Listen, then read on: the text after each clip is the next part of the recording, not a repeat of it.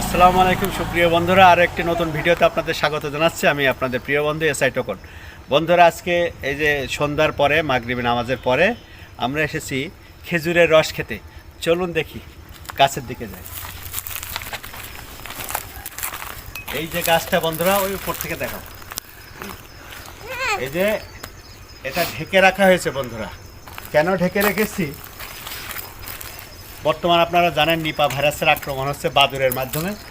এই কাপড় দিয়ে আমার মামাতো ভাই অতি সুন্দর করে এটা ঢেকে রাখছে, এখন যেন টিকটিকি তেলাপোকা যায় কিছু হোক চোখে যেন চুষতে না পারে। এখন আমরা রসের হাঁড়িটা পারব। আচ্ছা, এখন কানাচপল থেকে দেখি। এই যে রস আসতেছে, দেখি কট্টক হয় আমাদের। এই যে বা এটা আসরের পরপরই গাছ কাটা হয়েছে, কতটুকু রস হয়েছে আমরা ঢাললেই পারবো। দেখে আমরা আছে জগে ঢাইলে প্রথমে বসি। তুমি একটু এখানে আসো মামা, এখানে আসো। এই যে বিসমিল্লাহ। সন্ধ্যার মধ্যে অনেক রস হয়েছে,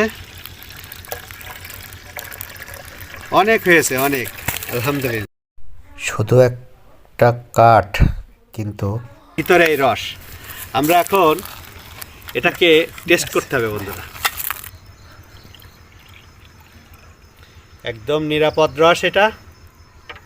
এই যে রসের কালারটা কেমন লাগছে বন্ধুরা, টেস্ট করে দেখি নাকি।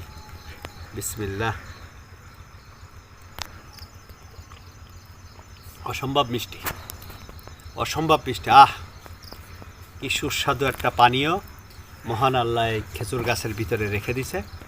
শুকরিয়া। এই বছরে আমি প্রথম খাইলাম।